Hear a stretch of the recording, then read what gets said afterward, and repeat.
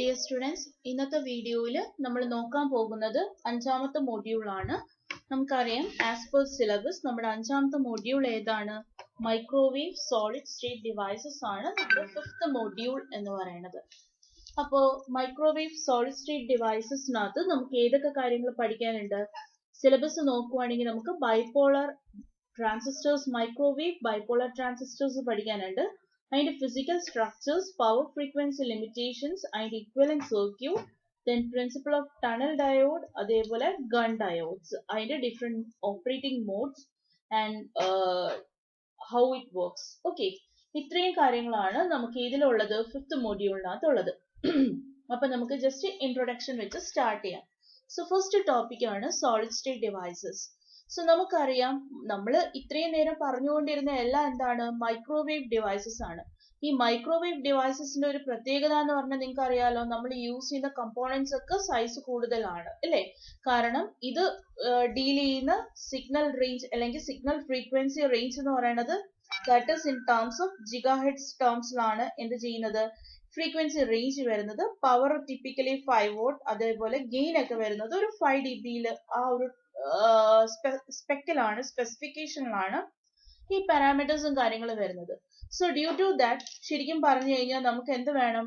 നമ്മൾ യൂസ് ചെയ്യുന്ന നമ്മൾ പഠിച്ചിട്ടുള്ള ക്ലൈസ്റ്റൺ ആണെങ്കിലും അതേപോലെ മാഗ്നട്രോൺ ആണെങ്കിലും ഡിഫറെന്റ് ഏതൊരു ഡിവൈസ് എടുത്താലും അതിന്റെ സൈസും കാര്യങ്ങളും വലുതാണ്. ഓക്കെ, നമ്മൾ ലാബിന്റെ വീഡിയോസ് ഒക്കെ തന്നെ നിങ്ങൾ കണ്ടിട്ടുണ്ടാവും. ഓരോ കമ്പോണൻസും എടുക്കുവാണെങ്കിൽ ഭയങ്കര സൈസ് കൂടുതലാണ്. ബട്ട് നമുക്കറിയാം ആസ് ദ ടെക്നോളജി ഇംപ്രൊവൈസ്, അതായത് നമ്മുടെ ടെക്നോളജിക്കലി നമ്മൾ മുന്നേറുന്നതിനനുസരിച്ച് നമ്മൾ യൂസ് ചെയ്യുന്ന കമ്പോണൻസിന്റെ ഒരു സൈസ് എന്ന് പറയുന്നത് ഒരു ലിമിറ്റേഷൻ ആയിട്ട് മാറും. അപ്പൊ നമുക്ക് എന്ത് ചെയ്യണം? നമുക്കറിയാം ഇലക്ട്രോണിക്സിനകത്ത് നമുക്ക് ഓൾറെഡി കുറച്ച് ഡിവൈസസ് നമ്മൾ യൂസ് ചെയ്യുന്നുണ്ട് അല്ലെ? ഏതൊക്കെയാണ്? പാസീവ് ആൻഡ് ആക്റ്റീവ് കമ്പോണൻസ് നമ്മൾ എവിടെ യൂസ് ചെയ്യുന്നുണ്ട്? നമ്മുടെ ഇലക്ട്രോണിക് ഡിവൈസസിനകത്ത് നമ്മൾ യൂസ് ചെയ്യുന്നുണ്ട്. ഈ കമ്പോണൻസ് ആണ് നമ്മൾ ലോ ഫ്രീക്വൻസി ആപ്ലിക്കേഷൻസിന് വേണ്ടിയിട്ട് യൂസ് ചെയ്യുന്നത്. അപ്പൊ ഹൈ ഫ്രീക്വൻസി വന്നപ്പോഴാണ് നമ്മൾ ഈ കമ്പോണൻസ് കംപ്ലീറ്റ് ആയിട്ട് അങ്ങ് മാറ്റി എഴുതിയത്. ഹൈ ഫ്രീക്വൻസി കമ്പോണൻസ് ഇതൊക്കെയാണ് എന്ന് പറഞ്ഞ് നമ്മൾ ആദ്യമേ അങ്ങ് തരം തിരിച്ചു വെച്ചു അല്ലേ? അപ്പൊ നമ്മൾ ലോ ഫ്രീക്വൻസിയിലേക്ക് തിരിച്ചു വരുന്ന സമയത്ത് ശരിക്കും നമുക്കറിയാം, നമ്മൾ കുഞ്ഞ് സെമസ്റ്റേഴ്സ് തൊട്ട് നമ്മൾ S3 തൊട്ട് നമ്മൾ പഠിക്കുന്ന കുറച്ച് കാര്യങ്ങൾ എന്താണ്? ട്രാൻസിസ്റ്റേഴ്സ്, അങ്ങനെയുള്ള കുറെ ഡിവൈസസും കാര്യങ്ങളും നമ്മൾ പഠിക്കുന്നുണ്ട്. ഈ ഡിവൈസസ് ഒക്കെ നമ്മൾ ലോ ഫ്രീക്വൻസി ആപ്ലിക്കേഷൻസിന് വേണ്ടിയിട്ടാണ് യൂസ് ചെയ്യുന്നതെന്ന് പറഞ്ഞു. അങ്ങനെയാണെങ്കിൽ നമുക്ക് ഹൈ ഫ്രീക്വൻസി ആപ്ലിക്കേഷനിൽ ഈ സൈസിനെ നമുക്ക് കോമ്പാക്ട് ചെയ്യാൻ വേണ്ടിയിട്ട് നമ്മൾ എന്ത് വേണം? നമ്മൾ കുറച്ച് we need to develop some microwave transistors which works at high frequency application. Okay, അപ്പൊ കുറച്ച് ട്രാൻസിസ്റ്റേഴ്സ് ഹൈ ഫ്രീക്വൻസി ഓപ്പറേഷന് വേണ്ടിയിട്ട് നമുക്ക് എന്ത് ചെയ്യണം? നമുക്ക് ഡെവലപ്പ് ചെയ്യണം. ഓക്കെ, അങ്ങനെയുള്ള ഡിവൈസസ് ആണ് എന്ത്? Microwave solid state devices. Clear ആയോ? അപ്പൊ ഞാൻ ഓൾറെഡി പറഞ്ഞതാണ്, നമുക്ക് സൈസ് എന്ന് പറയുന്ന ഒരു മേജർ കൺസ്ട്രെയിന്റ് ആയത് കാരണം നമ്മൾ ഏതിലേക്ക് പോകും? നമ്മൾ solid state devices which can be operated under microwave frequency ranges അല്ലെ? അപ്പൊ നമ്മൾ ശരിക്കും ഇതിലേക്കാണ് നമ്മൾ പോകുന്നത്. ഇങ്ങനെയുള്ള മൈക്രോവേവ് സോളിഡ് സ്റ്റേറ്റ് ഡിവൈസസിനെ നമുക്ക് മേജർ ആയിട്ട് 4 കാറ്റഗറീസ് ആയിട്ട് അല്ലെങ്കിൽ 4 ഗ്രൂപ്പ്സ് ആയിട്ട് നമുക്ക് എന്ത് ചെയ്യാം? കാറ്റഗറൈസ് ചെയ്യാം. ഏതൊക്കെയാണെന്നുള്ളത് നോക്കാം. സോ ഇതാണ് നമുക്കുള്ള മേജർ ആയിട്ടുള്ള 4 ഗ്രൂപ്പ്സ് എന്ന് പറയുന്നത്. സോ മൈക്രോവേവ് സോളിഡ് സ്റ്റേറ്റ് ഡിവൈസസിനെ നമ്മൾ 4 ഗ്രൂപ്പ്സ് ആയിട്ട് കാറ്റഗറൈസ് ചെയ്തിട്ടുണ്ട്. ഏതൊക്കെയാണ്? First one microwave transistor. ഓരോന്നും ജസ്റ്റ് ഒന്ന് എടുത്തു വെച്ച് നോക്കാം.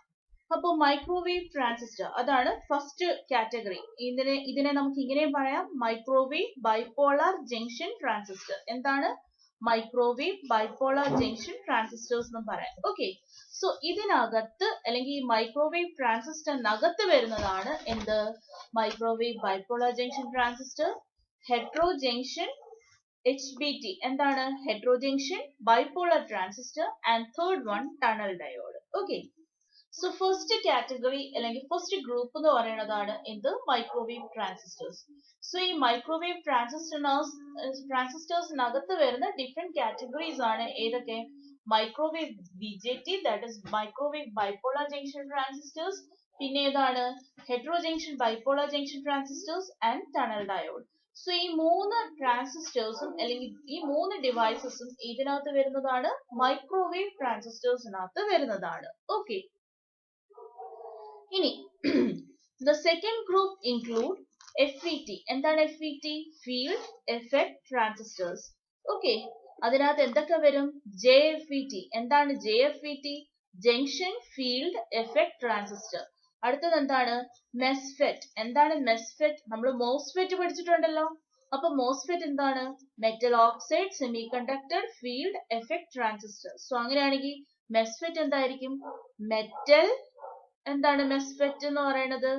MESFET is Metal Semiconductor Field Effect Transistor. Okay, Metal Semiconductor Field Effect Transistor.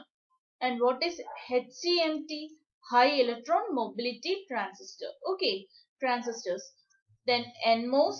NMOS നിങ്ങൾക്ക് അറിയാലോ, നിങ്ങൾ ഓൾറെഡി പഠിച്ചതാണ്. NMOS, PMOS, CMOS അല്ലേ? ഇനി memories and CCD. What is CCD? That is, they are charge coupled devices. Okay, അത് ഒരു type memory devices ആണ്. അങ്ങനെയാണെങ്കിൽ ഇത്രയുമാണ് ഏതിന്റെ കാറ്റഗറിയിൽ വരുന്നത്? ഫീൽഡ് എഫക്ട് ട്രാൻസിസ്റ്റേഴ്സിന്റെ കാറ്റഗറിയിൽ വരുന്നത്. തേർഡ് ഗ്രൂപ്പ് എന്ന് പറയുന്നത് ട്രാൻസ്ഫേർഡ് ഇലക്ട്രോൺ ഡിവൈസസ് ആണ്. ട്രാൻസ്ഫേർഡ് ഇലക്ട്രോൺ ഡിവൈസസിനെ എനിക്ക് TED, ഇതിനെ അബ്രിവേറ്റ് ചെയ്ത് TED, TEDs എന്ന് പറയാം. ഈ TEDസിനകത്ത് വരുന്നതാണ് ഏതൊക്കെ? Gunn diode, LSA diode, indium phosphide diode. ഒന്നുകൂടെ പറയാം, ഗൺ ഡയോഡ്, LSA എന്ന് പറയുന്നത് limited space charge accumulation diode. എഴുതിയെടുത്തോണേ, limited space charge accumulation diode, indium phosphide diode, cadmium telluride diode. Okay, cadmium telluride diode. So ഇത്രയും categories ഇതിനകത്ത് വരുന്നതാണ്, transferred electron ഡിവൈസസിനകത്ത് വരുന്നതാണ്. ആൻഡ് ദ ലാസ്റ്റ് ഗ്രൂപ്പ് ഏതാണ്?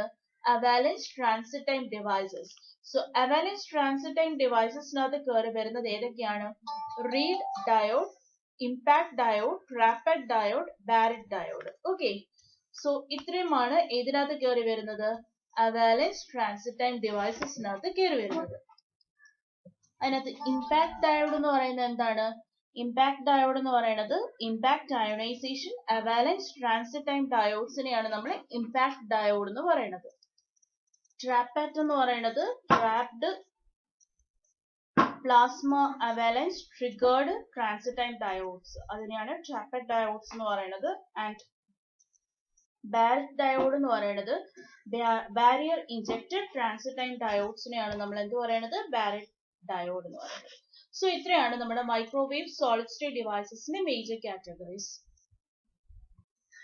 So നമ്മൾ മേജർ കാറ്റഗറീസ് ഏതൊക്കെയാണെന്ന് നോക്കി. ഓക്കെ, അപ്പൊ നമുക്കറിയാം, നമ്മൾ ഒരു മൈക്രോവേവ് സോളിഡ് സ്റ്റേറ്റ് ഡിവൈസസ് നമ്മൾ പഠിക്കുന്ന സമയത്ത് നമുക്ക് ഏറെക്കുറെ നമുക്ക് വേണ്ടത്, നമുക്ക് അറിയേണ്ടിയിരിക്കുന്ന ഒരു കാര്യം എന്ന് പറഞ്ഞത്, we need to understand the electrical behavior of solids. Okay, so first thing we need to investigate about the electrical behavior of solid devices. Okay, so ഈ solid devicesന്റെ electrical behavior അറിയണം എന്നുണ്ടെങ്കിൽ നമ്മൾ എന്ത് ചെയ്യണം? ആ സോളിഡ് സ്റ്റേറ്റ് ഡിവൈസസിനകത്തൂടെ ചാർജ് എങ്ങനെയാണ് transport ചെയ്യുന്നത് എന്നുള്ളത് നമ്മൾ അനലൈസ് ചെയ്യണം through a semiconductor. Okay, നമുക്കറിയാം, ഒരു സോളിഡ് സ്റ്റേറ്റ് ഡിവൈസസ് നമ്മൾ എടുക്കുന്ന സമയത്ത് നമ്മൾ ഏറ്റവും കൂടുതൽ ഏതാണ് എടുക്കുന്നത്? ഡിഫറെന്റ് ടൈപ്സ് ഓഫ് നമ്മൾ മെറ്റൽസ് ഉണ്ട്, എന്തുണ്ട്, ഇൻസുലേറ്റേഴ്സ് ഉണ്ട്, conductors, insulators, semi conductors. So ഈ മൂന്നെണ്ണമാണ് നമ്മുടെ കാറ്റഗറീസ് ഓഫ് മെറ്റൽസ് എന്ന് പറയുന്നത്. അപ്പൊ ഈ കാറ്റഗറീസ് ഓഫ് മെറ്റൽസ് എടുക്കുമ്പോൾ നമുക്ക് സെമി കണ്ടക്ടേഴ്സ്, ഇൻസുലേറ്റേഴ്സ്, കണ്ടക്ടേഴ്സ് ഉണ്ട്. അപ്പൊ നമുക്കറിയാം, നമ്മൾ പണ്ട് തൊട്ടേ ഏതിലാണ് നമ്മൾ ഏറ്റവും കൂടുതൽ എക്സ്പ്ലോർ ചെയ്യുന്നത്? സെമി കണ്ടക്ടേഴ്സ് ആണ്. എന്തുകൊണ്ടാണ്?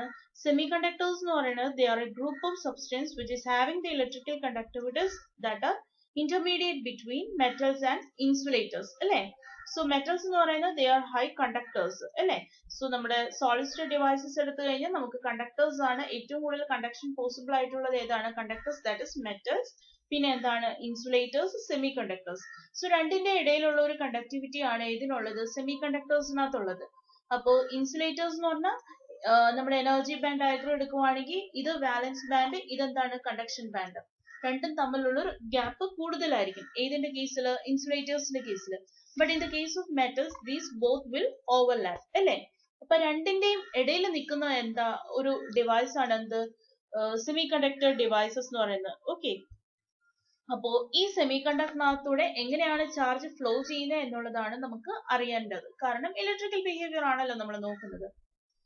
അപ്പോൾ നമുക്കറിയാം, for any semiconductor there is a forbidden region in which no allowable states can exist. So നമുക്കറിയാം, വാലൻസ് ബാൻഡിന്റെയും കണ്ടക്ഷൻ ബാൻഡിന്റെ ഇടയിൽ ചെറിയൊരു ഗ്യാപ്പ് ഉണ്ടാവും. ഇതിനെയാണ് നമ്മൾ ഫോർബിഡൻ റീജിയൻ എന്ന് പറയുന്നത്.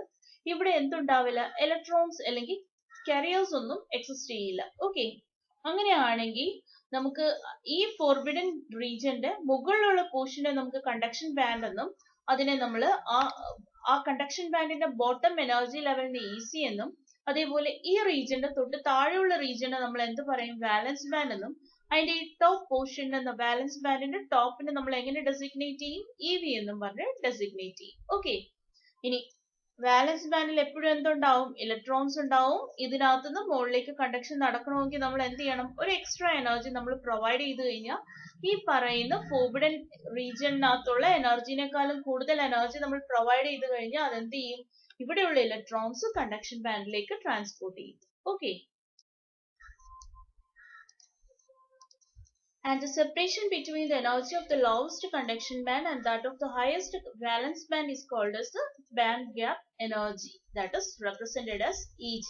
തൊട്ട് മുന്നത്തെ സ്ലൈഡിൽ നമ്മൾ ആ രണ്ടിന്റെ ഇടയിലുള്ള ഗ്യാപ്പ് Eg വെച്ചിട്ടാണ് റെപ്രസെന്റ് ചെയ്യുന്നത്. അതിനെയാണ് നമ്മൾ എന്ത് പറയുന്നത്, ബാൻഡ് ഗ്യാപ്പ് എനർജി എന്ന് പറയുന്നത്. എന്താണ് ബാൻഡ് ഗ്യാപ്പ് എനർജി? കണ്ടക്ഷൻ ബാൻഡിന്റെയും വാലൻസ് ബാൻഡിന്റെയും ഇടയിലുള്ള പോർഷൻ, ആ റീജിയൻ ക്രോസ് ആയിട്ട് വരുന്ന ആ എനർജിനെയാണ് നമ്മൾ ബാൻഡ് ഗ്യാപ്പ് എനർജി എന്ന് പറയുന്നത്. സോ നെക്സ്റ്റ് ടോപ്പിക് എന്ന് പറയുന്നത് application of microwave solid state devices. അപ്പൊ നമ്മൾ ഇതിനകത്ത് ലിസ്റ്റ് ഔട്ട് ചെയ്ത് വെച്ചിരിക്കുകയാണ്. നമുക്കൊരു സെറ്റ് ഓഫ് ഡിവൈസസ് നമ്മുടെ കയ്യിലുണ്ട്. ഓരോന്നിന്റെ ആപ്ലിക്കേഷൻസും അഡ്വാൻറ്റേജസും ആണ് ഈ കാണിക്കുന്നത്. So starting with transistors. Transistors എടുക്കുവാണെങ്കിൽ അതിന്റെ ആപ്ലിക്കേഷൻ എന്ന് പറയുന്നത് L band transmitters are used for telemetry systems and phased array radar systems. Okay, and L and S band transmitters for communication systems. Okay, അപ്പോൾ അഡ്വാൻറ്റേജ് എന്ന് പറയുന്നത് low cost ആണ്, low power supply ആണ്, reliable ആണ്, high continuous wave power output and light in weight. Okay, ഇതാണ് ട്രാൻസിസ്റ്റേഴ്സിന്റെ microwave റേഞ്ചിലുള്ള application. Next one TDs. ഞാൻ TDs ഏതാന്ന് പറഞ്ഞു. എന്താണ് TDs? ട്രാൻസ്ഫേർഡ് ഇലക്ട്രോൺ ഡിവൈസസ് ആണ്. ഓക്കെ, സോ അങ്ങനെയാണെങ്കിൽ C, X and Ku band ECM amplifiers for wideband systems, X and Ku band transmitters for radio systems such as traffic control. In the advantages എന്ന് പറയുന്നത് low power supply, low cost, lightweight, reliable, low noise and high gain. Okay, next one, impact devices. Such a transmitters അല്ലെങ്കിൽ impact devices use ചെയ്തിട്ടുള്ള transmitters നമ്മൾ എന്തിനാണ് use ചെയ്യുന്നത്? millimeter wave communication systems-നാണ്. And advantages എന്താണ്? low power supply, low cost, reliable, high continuous wave power output, lightweight. Okay, and TRAPAT എന്ന് പറയുമ്പോൾ they are S-band pulse transmitters are used for phased array radar systems. And advantages: high peak and high power, reliable, that is having a low power supply, low cost. And the last one, Barrett, they are used in local oscillators which are used in communications and radio receivers, and it's having the advantage of low cost, low power supply, reliable, and having less noise. Okay, so ഇത്രയുമാണ് എന്ത് microwave solid state ഡിവൈസസിന്റെ corresponding ആയിട്ടുള്ള applications എന്ന് പറയുന്നത്. ആപ്ലിക്കേഷൻസും അഡ്വാൻറ്റേജസും. Okay, ഇതിനകത്ത് എന്താണ് ഈ L, S, C, X, Ku എന്നൊക്കെ പറയുന്ന ബാൻഡ് ഒക്കെ എന്താണ്? നിങ്ങൾക്ക് ഫെമിലിയർ ആണോ എന്നറിയില്ല. ഞാൻ ഫസ്റ്റ് വീഡിയോയിൽ ഞാൻ പറഞ്ഞതാണ്, മൈക്രോവേവ് ഫ്രീക്വൻസി ബാൻഡ് തന്നെ നമുക്ക് സബ് ബാൻഡ്സ് ആയിട്ട് കാറ്റഗറൈസ് ചെയ്യാം. ആ സബ് ബാൻഡ്സ് ആണ്, അതായത് മൈക്രോവേവ് ഫ്രീക്വൻസി ബാൻഡിനകത്ത് വരുന്ന സബ് ബാൻഡ്സ് ആണ് എന്ത് L, S, C, X, Ku, K band എന്നൊക്കെ പറയുന്നത്. ഓക്കെ, ഇത്രയുമാണ് നമ്മുടെ മൈക്രോവേവ് സോളിഡ് സ്റ്റേറ്റ് ഡിവൈസസിന്റെ ഇൻട്രൊഡക്ഷൻ.